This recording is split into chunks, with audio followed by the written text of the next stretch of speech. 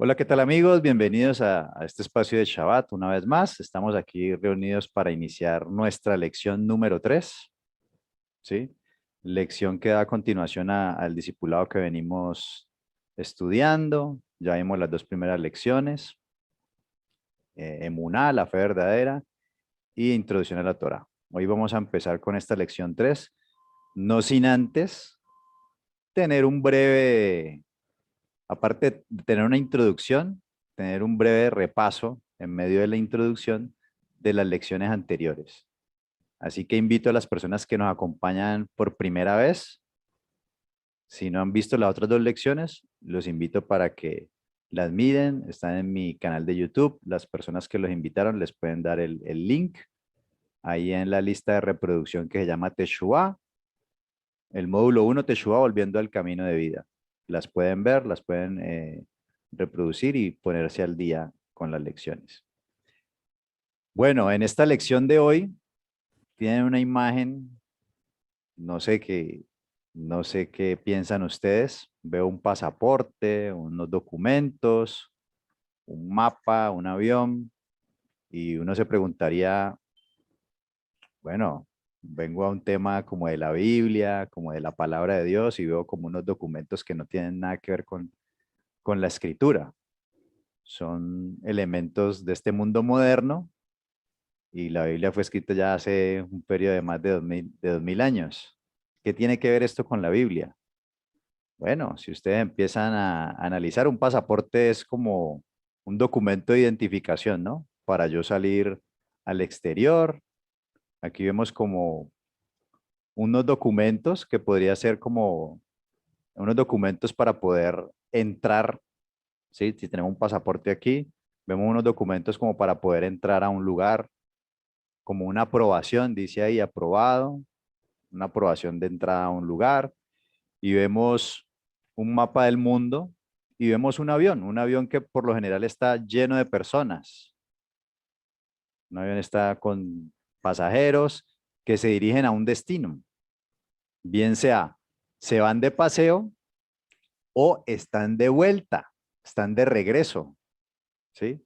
Porque tal vez estaban lejos de su casa y ahorita están viajando para volver a casa. Y vemos una mano de alguien que está como, que es la persona encargada de aprobar ese viaje o ese destino o a ese lugar donde van a llegar, que deben tener un permiso o un documento que los acredite y les permita el ingreso a ese lugar. Entonces, vemos aquí como que pasaporte, documentos para entrar a un país, a una ciudadanía. ¿Qué tiene que ver eso? Bueno, tiene que ver y lo vamos a ver a continuación. País y ciudad, o sea, una nacionalidad y una ciudadanía. Quiero que empecemos leyendo aquí, que vemos una ciudad muy bonita, y en Hebreos capítulo 11, versículo 8 dice lo siguiente: por la emuná, fidelidad, que es lo que se traduce como fe en nuestras Biblias, por la emuná, fidelidad, y esa fidelidad tiene que ver con qué. Aquí empezamos a repasar, ¿no? Emuná, fidelidad, la fe verdadera, fidelidad, fiel al Creador. Eso es fe, ser fiel al Creador. ¿Recuerdan? Hacer lo que Él me dice que tengo que hacer. No es solamente creer que existe un Dios, no. Es creer en las palabras de ese Dios, y esas palabras de Dios tiene promesas y tiene condiciones. Muchas promesas, sí, pero también condiciones. Entonces dice, por la emuná Abraham, siendo llamado, ¿qué fue lo que hizo él? Algo que lo caracterizó, precisamente eso, que fue fiel. Obedeció para salir al lugar que había de recibir como herencia y salió sin saber a dónde iba. Por la fe habitó como extranjero en la tierra prometida como en tierra ajena, morando en tiendas con Isaac y con Jacob, coherederos de la misma promesa. Porque esperaba ¿qué? ¿Qué esperaba Abraham? La ciudad que tiene fundamentos, cuyo arquitecto y constructor es Dios. Ah, o sea que Abraham, el padre de la emuná, el padre de la fidelidad de la fe, esperaba una ciudad. cuyo arquitecto era y constructor era Elohim. O sea que sí hay una ciudad. Dice, por la emuná también la misma Sara, siendo estéril, recibió fuerza para concebir y dio a luz aún fuera del tiempo, porque creyó que era fiel quien lo había prometido, por lo cual también de uno, y ese ya casi muerto, salieron como las estrellas del cielo en multitud. Ya Abraham, un hombre ya de avanzada edad, casi 100 años, ¿sí? Tuvo un hijo y ahí salieron una multitud como las estrellas del cielo, y dice, y como la arena innumerable que está a la orilla del mar, una descendencia. Conforme a la emuná, murieron todos estos sin haber recibido lo prometido, sino mirándolo de lejos y creyéndolo y saludándolo y confesando que eran ¿qué? Extranjeros y peregrinos sobre la tierra. Porque los que esto dicen claramente dan a entender que buscan ¿qué? Una patria. Ah, o sea que hay una ciudad y sí hay una patria que estaban esperando, que estamos buscando. Pues si hubiesen estado pensando en aquella de donde salieron, ciertamente tenían tiempo de volver. Ciertamente tendrían tiempo de volver. Ellos no estaban pensando en el lugar de donde salían, sino el lugar donde iban a ir. Pero anhelaban una mejor, esto es celestial, por lo cual el bendito Elohim no se avergüenza de llamarse Elohim de ellos, porque les ha preparado ¿qué? Una ciudad. Es decir, que la palabra nos muestra que sí se trata de un país y sí se trata de una ciudad. ¿Y qué necesitamos para poder ingresar a un país?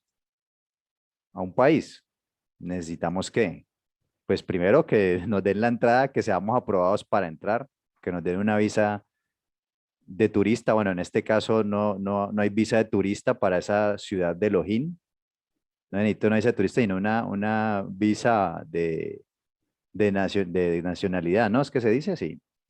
Que me den la nacionalidad para yo poder ir allá. Si no, no puedo entrar. Y para ello necesito una identificación. Necesito un documento de identificación. Y ese documento de identificación, ¿qué es lo que va a mostrar? Bueno, mi identidad. ¿Quién soy? ¿Quién soy yo? Y esa es la pregunta. ¿Quiénes somos? Por eso esta lección número 3 tiene ese título, identidad. ¿Quién soy en el Mesías? ¿Sabemos quiénes somos en el Mesías? Bueno, vamos a mirarlo. ¿Por qué es importante la identidad? ¿Qué es la identidad? La identidad es un conjunto de rasgos propios de un individuo o de una colectividad que los caracterizan frente a los demás. ¿Sí? Aquí hablamos de una ciudad, de un país, o sea que no solamente hablamos de nosotros como individuos solos, sino de una colectividad. Y esa colectividad tiene unos rasgos propios, que son los que, ¿qué? Los que los caracterizan. Hay algo que los caracteriza frente a los demás, es decir, a los demás pueblos. Dice, conciencia que una persona o colectividad tiene de ser ella misma y distinta a los demás. Es decir, saber quién soy, quién represento, cuáles son mis características que me van a diferenciar de los demás. ¿Y por qué viene esto a cuento? Porque yo necesito saber quién soy. Cuando yo sé quién soy, tengo clara mi identidad, va a ser mucho más fácil entender de dónde vengo y para dónde voy y saber cuál es mi propósito en este mundo. Si yo no tengo ni idea ni siquiera quién soy, no tengo clara mi identidad, va a ser muy difícil. Voy a estar perdido o fácilmente me voy a mover de un lugar para otro, pero no voy a tener un rumbo fijo. Voy a andar sin propósito, sin un propósito claro. Ahora, miremos aquí en este pasaje en Juan 17:3. Dice, pero ahora voy a ti. Está hablando, ojo, esta es una oración del Mesías orándole al Padre. Y dentro de esa oración, bueno, cité aquí este párrafo que dice, en medio de la oración él decía, pero voy a ti y hablo esto en el mundo para que tengan mi gozo cumplido en sí mismos. Yo les he dado tu palabra y el mundo los aborreció, porque no son del mundo, como tampoco yo soy del mundo. ¿Qué fue lo que nos vino a dar el Mesías? La palabra de su Padre. Él le está orando al Padre y está orando por sus discípulos y por los que van a creer en él. Y él dice, yo les he dado tu palabra. Y a los que han estado viendo las dos primeras lecciones, ¿a qué palabra se está refiriendo? A la palabra del Padre. ¿Cuál? La Torá que él dio. Esa es la palabra. Y por esa palabra, que es como leíamos acá en la definición, es lo que nos caracteriza. Esa palabra es la que nos caracteriza, en los que nos caracteriza, perdón. En esa palabra es donde estamos asentados, donde tenemos raíces, es la que nos va a dar esa identidad. Y dice, yo les he dado tu palabra y el mundo los aborreció porque no son del mundo, como tampoco yo soy del mundo. ¿Por qué? Porque esta palabra es la que nos caracteriza y nos hace ser diferentes de los demás. Y por esa palabra es que el mundo los va a aborrecer. Por esa palabra. Dice, no ruego que los quites del mundo, sino que los guardes del mal. No son del mundo, como tampoco yo soy del mundo. Santifícalos en tu verdad. Tu palabra es la verdad. ¿Para qué nos dio esa Torá? Esa Torá que fue entregada a Moisés y que luego vino a ratificar el Mesías. Para santificarnos. El Mesías decía, y dice la escritura, que la Torá es la verdad. Y Yeshua, siendo la expresión máxima de esa Torá, siendo la Torá viviente, nos dice, santifícalos en tu verdad. Tu palabra es la verdad. ¿Por qué? Porque esa palabra es la que nos va a distinguir. Recuerden que santo, una persona santa no es aquella que tiene una aureola en la cabeza, sino aquella persona que ha sido apartado. Palabra kadosh hebrea, que significa santo, es apartado. ¿Apartado para qué? Apartado para Elohim. Apartado para vivir como Elohim dice, no como el mundo. Por eso el mundo nos aborrece, porque nosotros no vivimos conforme a los parámetros del mundo, sino que vamos a vivir conforme a los parámetros de la palabra, de la Torá. Y esa palabra es la que nos va a santificar, la que nos va a distinguir, la que nos va a hacer distintos. Tu palabra es verdad. Como tú me enviaste al mundo, así yo los he enviado al mundo. Y por ello yo me santifico a mí mismo, para que también ellos sean santificados en la verdad. Mas no ruego solamente por estos, sino también por los que han de creer en mí por la palabra de ellos. Para que todos sean, ¿qué? Para que todos sean uno, como tú, oh Padre, en mí y yo en ti. Que también ellos sean, ¿qué? Uno. ¿Qué quiere el Mesías? Que nosotros, los creyentes, seamos uno. Uno en nosotros, para que el mundo crea que tú me enviaste. La gloria que me diste, yo les he dado, para que sean uno, así como nosotros somos uno. Yo en ellos y tú en mí, para que sean ¿qué? Perfectos en unidad. Para que el mundo conozca que tú me enviaste y que los has amado a ellos como también a mí me has amado.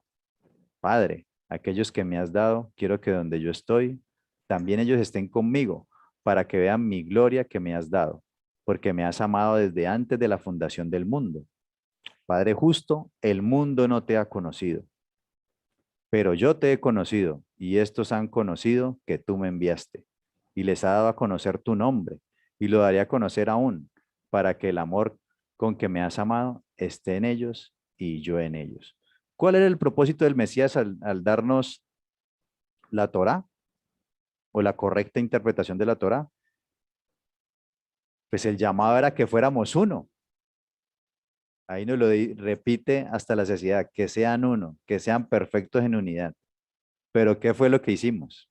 ¿O qué es lo que qué es lo que han hecho los creyentes? Bueno, los creyentes lo que hicieron fue ¿qué? Crear denominaciones. ¿Y qué es una denominación? Bueno, de acuerdo al diccionario, una denominación, nombre con el que se distinguen las personas, los animales y las cosas de acuerdo a sus cualidades, ¿sí? Cualidades, características. Eso ayuda a dárseles un nombre. Denominación de origen. Nombre geográfico de una región. Bueno, aquí ya hablando de origen, tiene que ver con una región, un lugar geográfico, comarca o localidad que garantiza la procedencia y calidad de ciertos productos. Aquí se está refiriendo pues a productos, no a personas. Pero hay algo interesante ahí, dice que tienen cualidades diferenciales debidas al medio natural. Trasladándolo a lo que queremos hablar aquí, de cualidades, esas cualidades nos distinguen, ¿sí? Nosotros debemos formar un carácter que nos va a diferenciar, ¿sí? Y eso lo adquirimos en un ambiente natural. ¿Cuál es el ambiente natural de nosotros? ¿Qué nos dice el Padre? Bueno, esas cualidades o ese carácter se forma de acuerdo a las definiciones, se forma o incide mucho en nuestras conductas y en nuestro carácter, nuestro entorno, nuestro contexto cultural, que es el que nos va a transmitir cultura, hábitos y demás. Por eso, la cultura que debe tener los creyentes en el Mesías debe ser una cultura de acuerdo a su Torá, de acuerdo a la palabra que el Eterno nos dio, porque recuerden que el Creador lo que quería era formar una nación, y a esa nación se le va a entregar una legislación, que es la Torá, y eso es lo que nos va a distinguir. El Creador no quería montar una religión, o sea, nunca habló de crear una religión, él habló fue de crear una nación. Pero nosotros, ¿qué hemos hecho? Hemos creado denominaciones. Hemos creado naciones, denominaciones, ¿sí? Cuando yo creo en el Mesías, ¿en qué me convierto? ¿Qué identidad tengo? ¿Será que soy católico? ¿Me convierto en católico, apostólico y romano? ¿Será que me convierto en ortodoxo o en anglicano? ¿O soy un protestante? Y bueno, todas ellas tienen diferentes denominaciones o ramificaciones, con diferentes costumbres incluso, con diferentes modos y maneras de hacer las cosas. O luterano, o presbiteriano, o soy cristiano, o soy judío mesiánico, soy raíces hebreas, ¿sí? O lo que dicen muchos de los de aquí, soy un gentil. Yo no soy un judío, sino que somos la iglesia de los gentiles, ¿sí? Porque no somos judíos.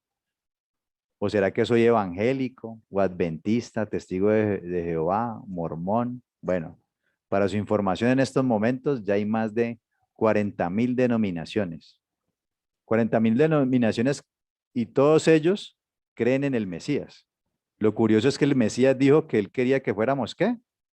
Uno, que fuéramos una perfecta unidad. ¿Y qué nos hemos encontrado? Que llegamos nosotros, creímos en él y lo que hicimos fue una división total. Miren, más de 40.000 denominaciones. Y usted va a cada una de estas denominaciones, incluso dentro de esas denominaciones, para que haya más de 40.000, deben ser de las congregaciones que son, ¿cómo se dice? O sea, que no pertenecen a ninguno de estos grupos grandes, sino que son independientes. O sea, que si su congregación no está adscrita a uno de estos grupos, la congregación donde usted de pronto pueda ir en este momento, sea una iglesia independiente, entonces ponga un nombre ahí, ponga el nombre de esa congregación aquí, ¿sí? No sé, Vida Nueva para el Mundo o Misión para las Naciones o alguna de esas iglesias que no está suscrita a uno de estos grandes movimientos religiosos. Póngalo ahí, que eso hace parte de esas 40.000 denominaciones. ¿Será que cuando yo creo en el Mesías me convierto en una de ellas? Porque usted va a cada una de ellas y normalmente le dicen que esa es la verdadera iglesia o que el Mesías el Mesías vino a fundar la iglesia y que esa iglesia es esa donde están ahí. Usted le dice que al católico le va a decir, no, es que el cura le va a decir, no, es que esta es la verdadera iglesia, lo mismo le va a decir el ortodoxo, el anglicano, lo mismo le va a decir el protestante, y cada uno de ellos va a tener ciertos argumentos para decir por qué esas no y ellos sí. Algo en lo que concuerdan todos es que son una iglesia gentil, no es que no somos judíos, somos gentiles. Y en los estudios que hemos visto, nos hemos dado cuenta que normalmente lo que la gente dice, no, es que la Torá es para los judíos. Nosotros los gentiles, la iglesia de los gentiles, no tenemos que guardar la Torá. Los invito para que vean el estudio de introducción a la Torá y ahí podamos comprender un poco más esto. Pero ¿será que somos una iglesia gentil? ¿Será que cada una de estas argumenta ser la verdadera? Y estamos totalmente divididos.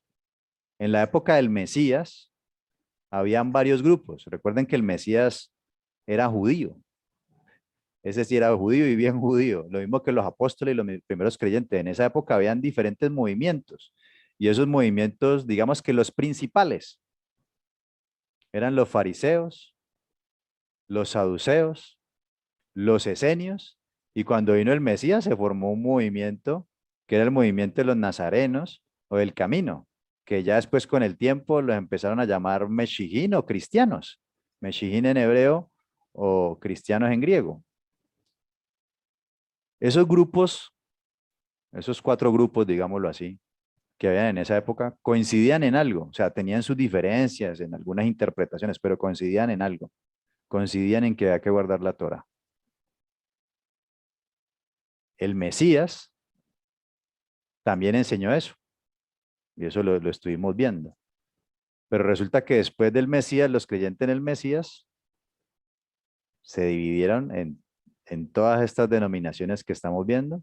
Y lo curioso es que la mayoría, el 98% o el 99%, también coinciden, pero en lo contrario. No en que hay que guardar la Torá, sino lo contrario, en que no hay que guardar la Torá, en que la Torá no es para ellos.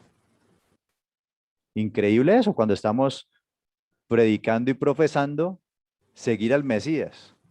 Yo debo imitar a quién, al Mesías, y resulta que el Mesías vino fue a guardar la Torá. Y sus seguidores, la mayoría de estas 40.000 denominaciones, están enseñando que no hay que guardar la Torá, y entonces en cómo estamos imitando al Mesías. Que somos una iglesia gentil. ¿Será que el Mesías vino a formar una iglesia gentil? ¿Cuándo empezó la iglesia? Es la pregunta.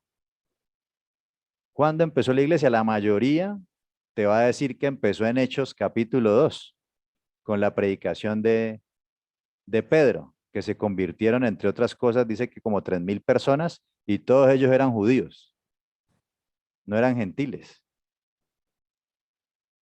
Pero la mayoría va a coincidir en todos estos grupos religiosos, la mayoría, de que la iglesia empezó ahí. ¿Será que la iglesia empezó ahí? En Hechos 2 recuerden que ya el Mesías había muerto, había resucitado,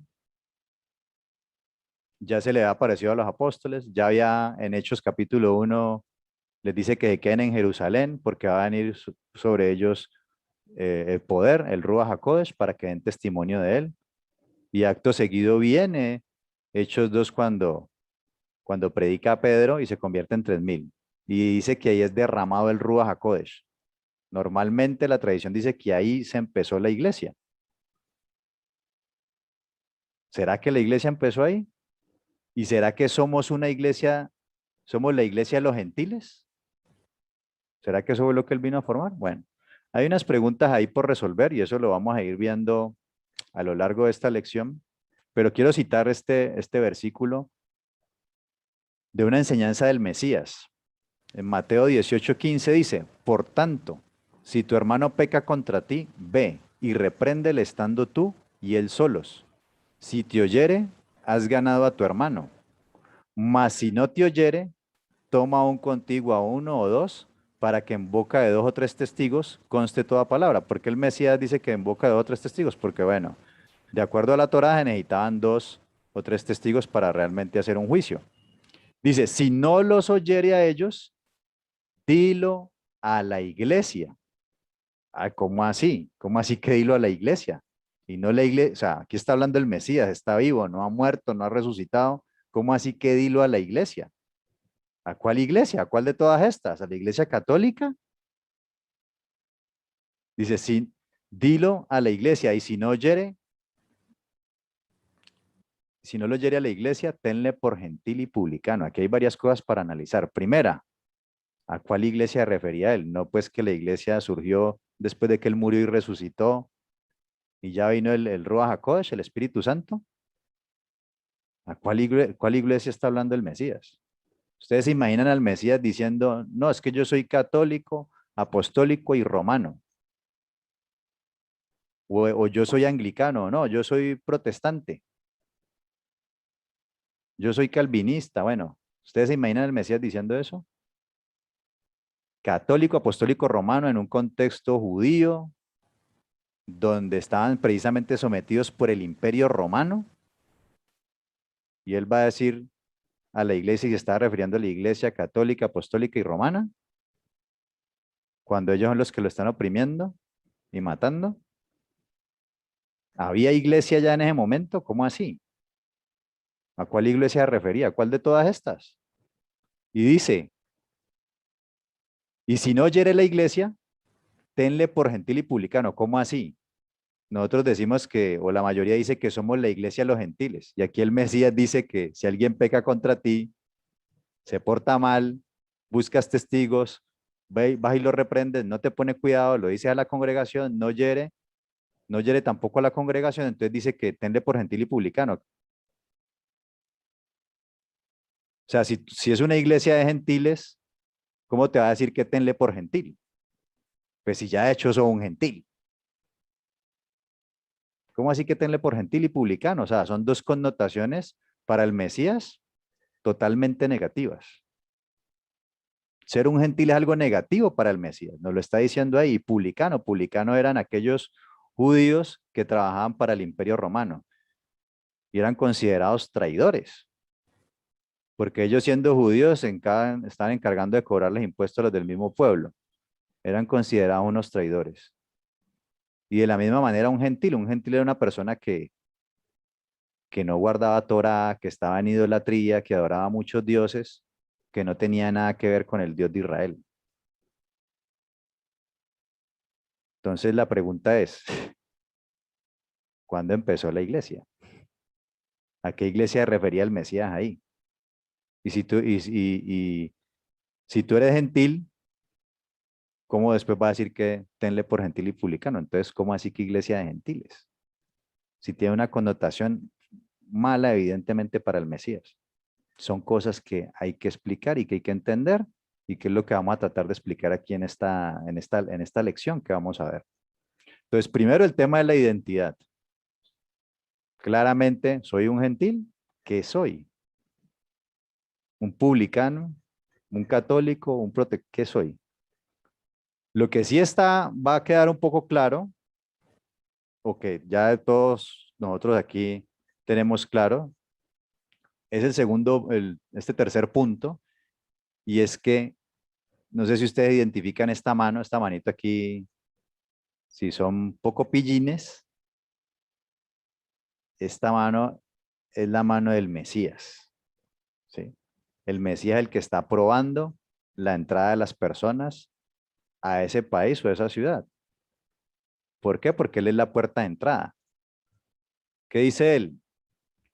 En Juan 17 volvió pues Yeshua a decirles, de cierto os digo, yo soy la puerta de las ovejas. Todos los que antes de mí vinieron, ladrones son y salteadores, pero no los oyeron las ovejas. Yo soy la puerta. El que por mí entrare será salvo y entrará y saldrá y hallará pastos.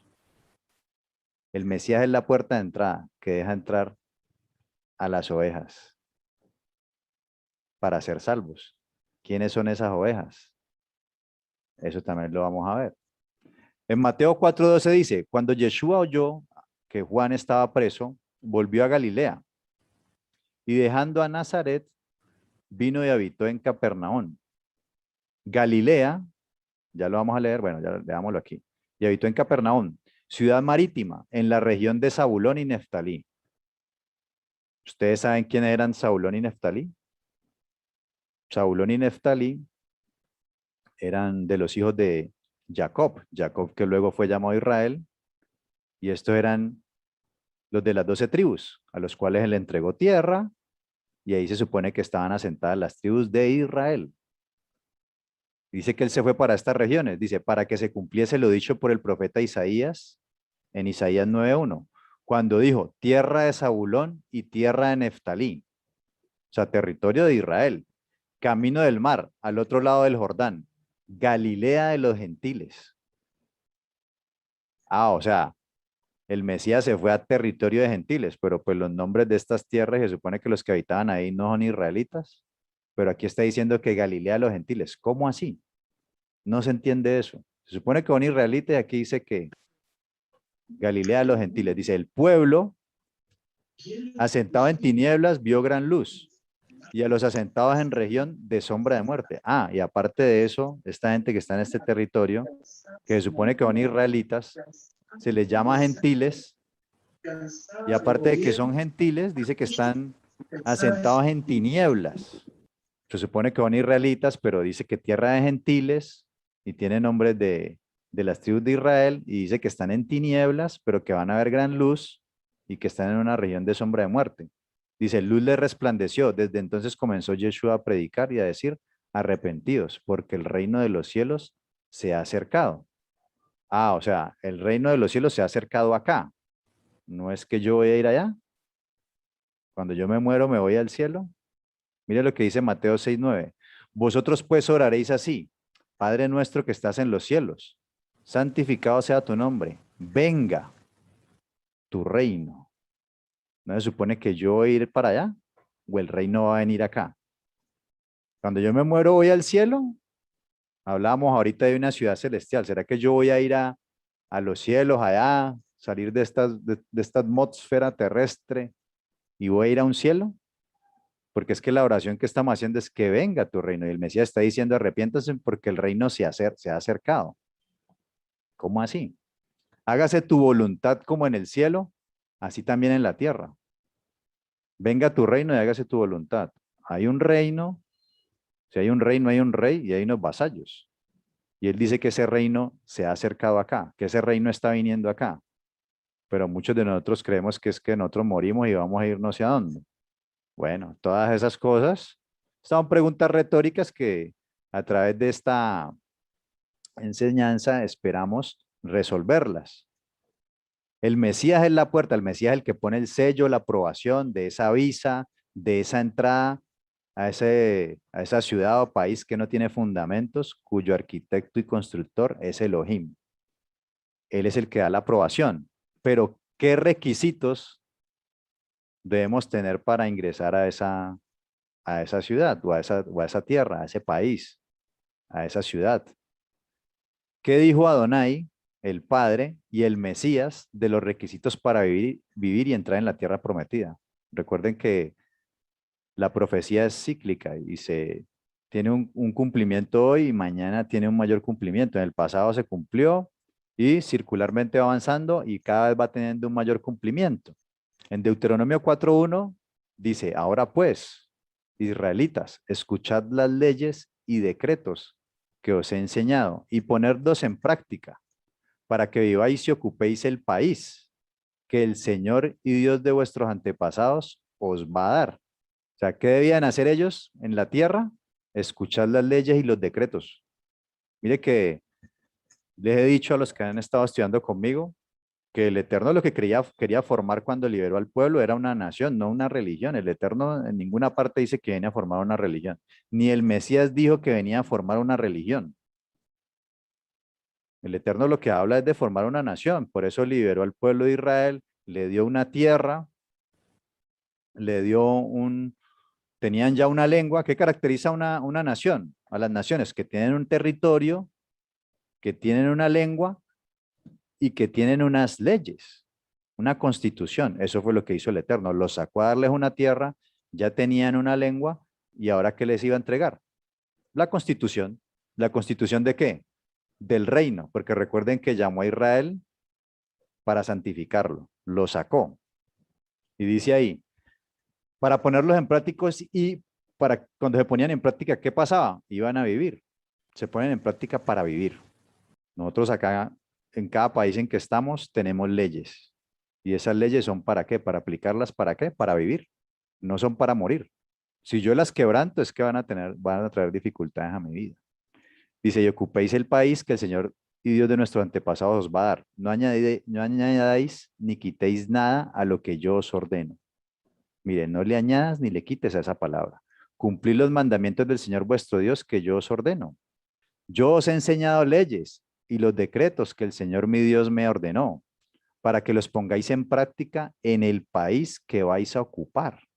Esto es profético. Dice, cumplidlos y practicadlos, porque de esta manera los pueblos reconocerán que en vosotros hay sabiduría y entendimiento. ¿Sí?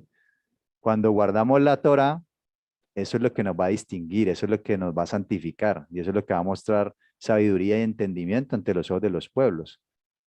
Esa es nuestra identidad que leímos ahorita, por eso el Mesías decía, les he dado tu Torá, les he dado tu palabra, pero el mundo los aborrece por eso. Mire, puede generar admiración de algunos, pero puede causar repudio y rechazo de otros. Lastimosamente, en la medida en que más nos metemos a guardar y a conocer estos mandamientos y los queremos más guardar, más rechazo vamos a recibir del mundo. Por eso dice el Mesías, el mundo los va a aborrecer porque no son del mundo, porque tenemos las leyes ¿de qué? Del reino. La Torá son las leyes del reino de Elohim.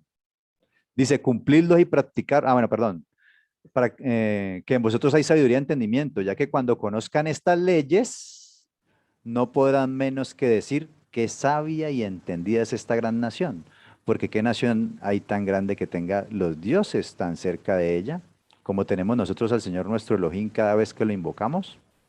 ¿Y qué nación hay tan grande que tenga leyes y decretos tan justos como toda esta enseñanza que yo os presento hoy? Así pues, poned mucho cuidado en no olvidar las cosas que habéis visto y no apartarlas jamás de vuestro pensamiento. Por el contrario, explicádselas a vuestros hijos y a vuestros nietos. Por eso le decía cuando Moisés le pasa la estafeta a Josué, Yehoshua, le dice el creador a Yehoshua, a Josué, esfuérzate y sé valiente en guardar de hacer conforme a la Torá que mi siervo Moisés les dio. Recita y medita en este libro de la Torá para que hagas y cumplas todo lo que en él está escrito, ¿no? Eso no lo sabemos todos. Veamos, esto lo dijo el Padre al pueblo de Israel. ¿Qué dijo el Mesías? No penséis que yo he venido a poner fin a la Torá de Moisés y a las enseñanzas de los profetas. No he venido a ponerles fin, sino a darles verdadero sentido.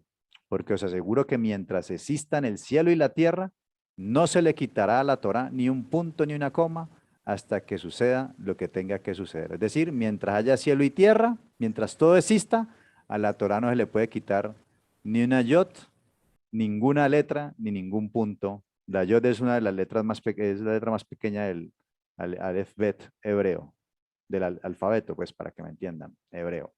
Entonces, mientras exista el cielo y la tierra, a la Torá no se le puede quitar. Que va en concordancia con lo que dijo el Padre. No le añadas ni le quites. Y el Mesías, como bien obediente que es, hace eso. Por eso viene a ratificar la Torá, dice. Por eso el que quebrante uno de los mandamientos de la Torá, aunque sea el más pequeño, y no enseñe a la gente a obedecerlos, será considerado el más pequeño en el reino de los cielos. Me gusta esta traducción, es una traducción católica. Dios habla hoy. Y está excelente la traducción. ¿Qué hace un creyente? Guardar los mandamientos de la Torá. Quiere conocer los mandamientos del Creador para guardarlos y obedecer. Y enseña a los demás eso, a obedecer. Mire que esto es un discurso contrario a lo que hemos estudiado que está enseñando las tradiciones religiosas. Pero el que los obedezca y enseñe a otros a hacer lo mismo, cuando dice aquí pequeño ya sabemos que es vano, alguien que no va a entrar y lo vamos a mirar ahorita. Pero el que los obedezca y enseñe a otros a hacer lo mismo será considerado grande en el reino de los cielos. Porque os digo que si no superáis a los maestros de la ley y a los fariseos en hacer lo que es justo delante de Dios, no entraréis en el reino de los cielos. ¿Qué pasaba con los fariseos y los maestros de la ley? Que habían colocado, ¿qué? Habían añadido, habían colocado mandamientos de hombres y la habían colocado a la misma altura o incluso le han dado más importancia a esos mandamientos que ellos habían establecido a través de costumbres y tradiciones que a los mismos mandamientos de Dios.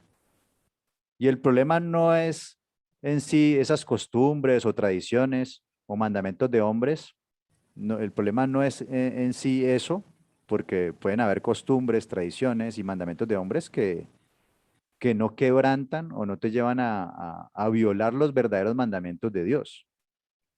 El problema es cuando ellos me llevan a quebrantar esos mandamientos, en determinado momento se convierte en una carga para la gente.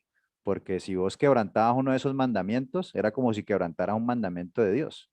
Entonces la gente, si habían 613 mandamientos, ahorita ya habían 2000 mandamientos. Entonces empezaron a volverla cargosa.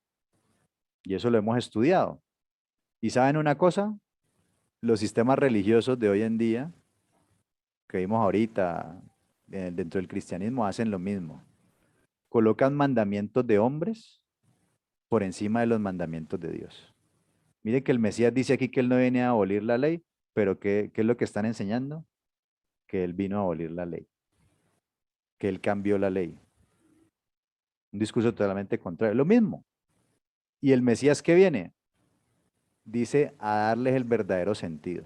O sea que debemos conocer la Torá que el Eterno le dio a su pueblo, pero con la interpretación del Mesías. Dice, en hacer lo justo delante de Dios, si nuestra justicia no es superior a los escribas y los fariseos, en hacer lo justo delante de Dios, no entrarás al reino de los cielos. Algunos dicen aquí pues que es que ellos guardaban la ley y que ahorita estamos en la ley del Mesías. Bueno, el Mesías dice que él no viene a abolir la ley de Moisés.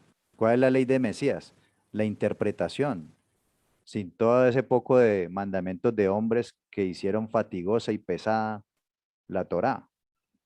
Y que hoy en día se hace lo mismo, pero más liviana. O sea, si los fariseos, si eran, digamos, 613 mandamientos y le colocaron 1000 más, se volvieron 1610, por poner un ejemplo, y que ya el día de hoy pueden ser 3000, 4000. ¿Qué hizo los seguidores del Mesías? ¿Qué hicieron? Lo que hicieron fue, si unos le añadieron, los otros le quitaron. Acá el creador dice, no le añadan ni le quitas. Unos le añadieron y los otros le quitaron. Si eran 613, va a pregunte cuántos mandamientos hay que guardar y te van a decir 10 o ni saben cuántos mandamientos hay que guardar. Los redujeron a lo ínfimo. Mateo 7:21 dice, no todos los que me dicen Señor, Señor entrarán al reino de los cielos, sino solo los que hacen la voluntad de mi Padre celestial.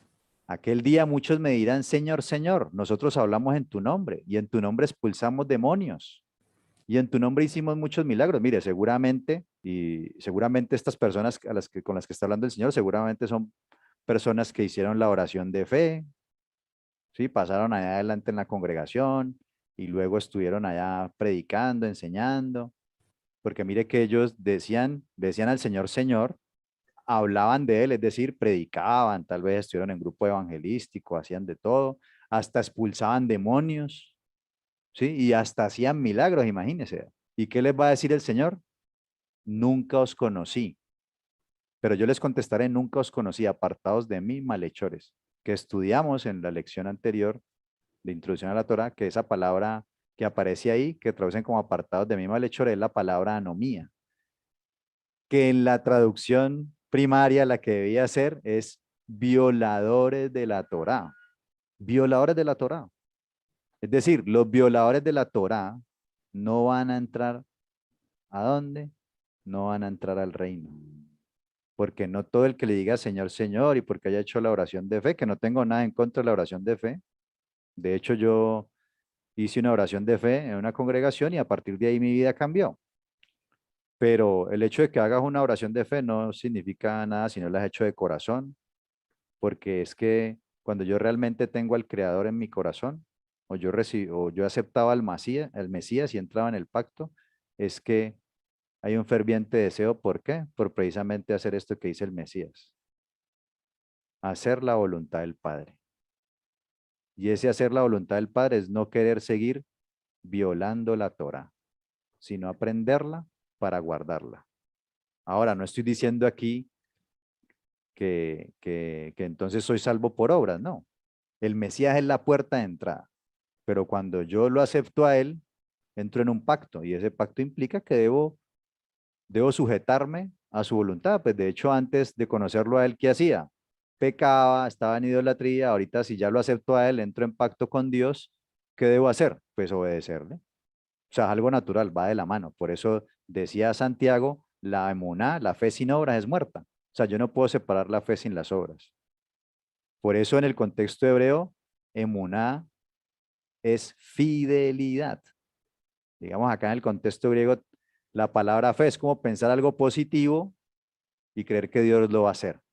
Tener pensamientos positivos. No, la emuná, la fe es fidelidad.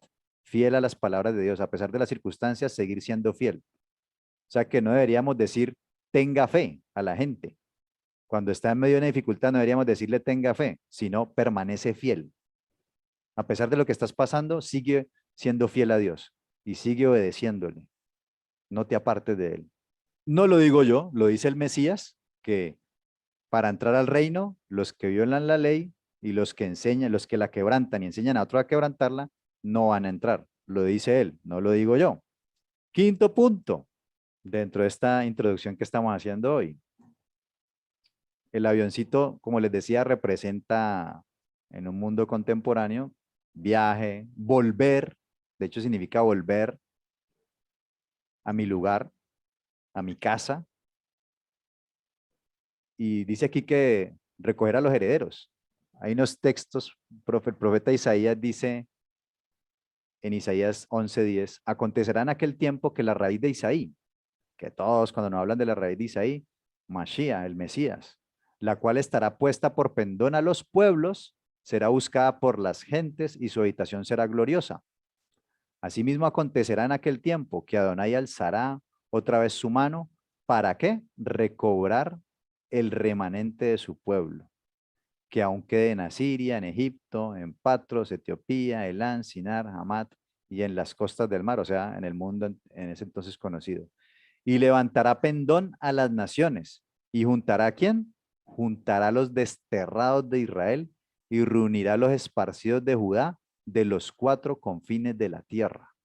Va a recobrar al remanente de su pueblo, los desterrados de Israel y los esparcidos de Judá. ¿De dónde? De los cuatro confines de la tierra. Y luego nos encontramos al Mesías en Mateo 24:30 diciendo, entonces aparecerá la señal del Hijo del Hombre en el cielo, y entonces lamentarán todas las tribus de la tierra, y verán al Hijo del Hombre viniendo sobre las nubes del cielo con poder y gran gloria, y enviará a sus ángeles con gran voz de trompeta, y juntarán a sus escogidos de los cuatro vientos desde un extremo del cielo al otro.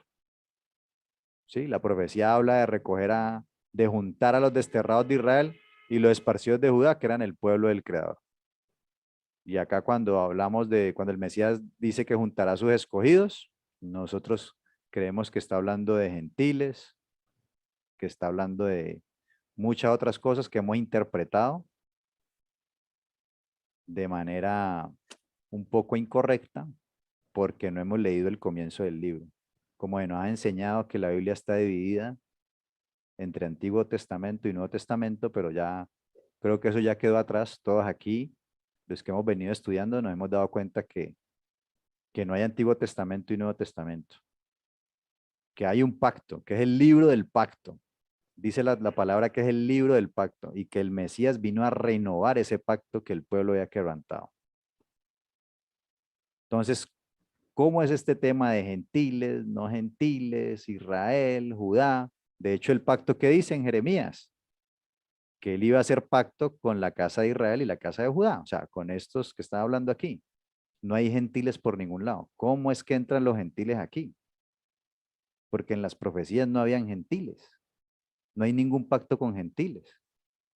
Pero aquí nos dice que el Mesías fue a hablarle a los gentiles. Todo eso, espero lo podamos resolver aquí. Introducción, y con esto terminamos. En las dos primeras lecciones tratamos de dar claridad al limitado uso y entendimiento de la palabra fe, emuná, y al dogma popular sembrado por el sistema religioso tradicional que sostiene que el Mesías Yeshua cambió, dio una nueva Torá o la abolió, llegando a la conclusión de que nuestra emuná, fidelidad, fe, está puesta en el Abba, o sea, el Padre Adonai, y su Mashiach Yeshua, basados en las palabras de Adonai escritas en su Torá.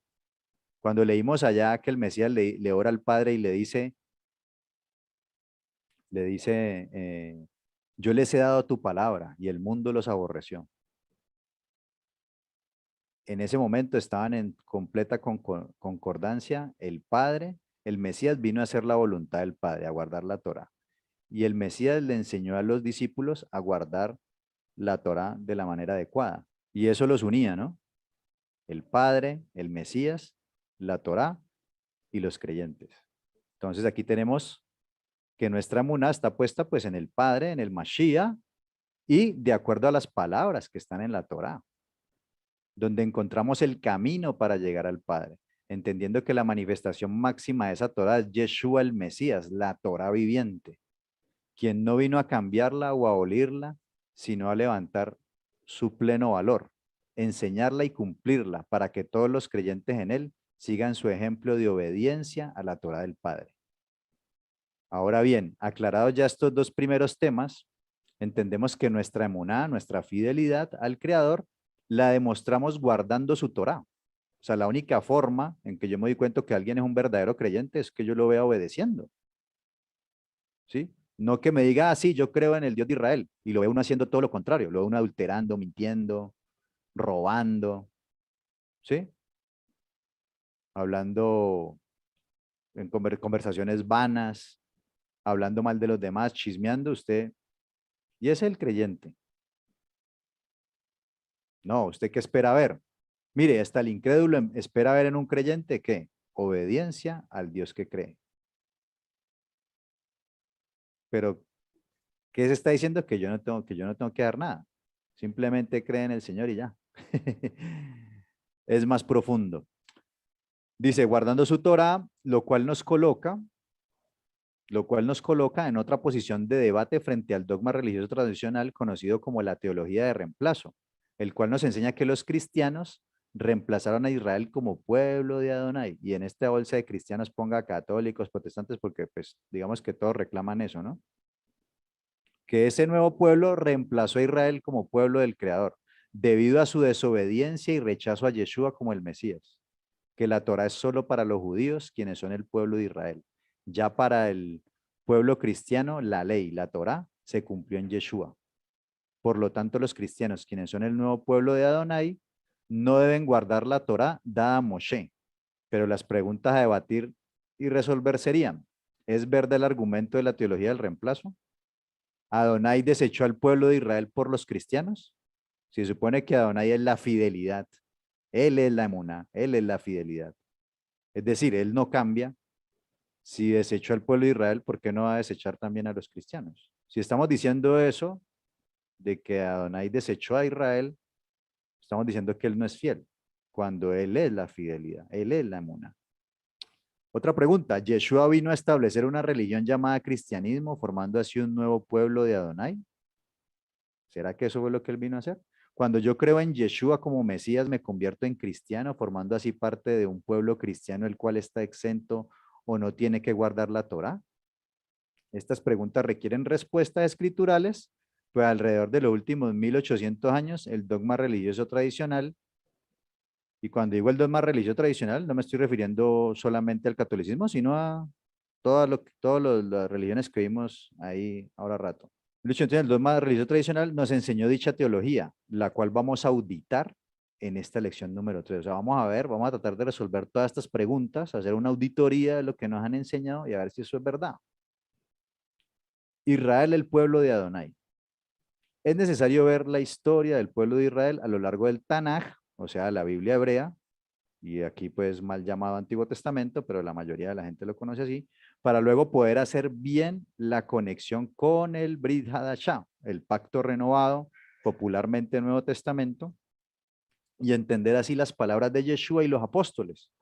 Utilizaremos también algunas fuentes históricas externas a las escrituras que ratifican o apoyan lo dicho en la Biblia. Así que mis amados, aquí apenas acabamos de hacer la introducción, un breve repaso, un poco de lo que habíamos visto en las otras clases, en las lecciones anteriores, y una introducción para ya dentro de 8 días comenzar ahora sí en forma nuestra lección y poder llenar, al final de esta lección, poder llenar cada uno esta hojita y que el Mesías, a ver si nos coloca su aprobación, ya entendiendo quiénes somos, de dónde venimos y hacia dónde vamos y cuál es nuestro propósito aquí en la tierra. Así que, amados hermanos, vamos a dejarlo hasta allí. Vamos a orar y luego podemos abrir los micrófonos para que si tienen alguna pregunta, alguna duda o algún aporte o sugerencia, lo podamos hacer. Padre amado, te damos muchas gracias por este espacio que nos has regalado hoy de Shabbat, por permitirnos estar en esta reunión, invocando tu santo nombre, estar delante de tu presencia y poder atender a este llamado, Padre, de venir a ti, de reunirnos en honor a ti y poder conocerte aún más. Padre, como lo decía tu Mesías, santifícanos en tu verdad, tu palabra, tu Torah es la verdad. Permítenos conocer esa Torah para ser santificados y para poder comprenderte mejor y hacer las cosas entendiéndolas, con un corazón dispuesto a hacerlas, Padre. Permite que al final de toda esta enseñanza pueda ver mi nombre ahí y la aprobación del Mashiach como militante de ese reino que estamos esperando. Te lo pedimos en el nombre glorioso de Yehoshua, el Mesías, el Rey de Israel. Amén y amén.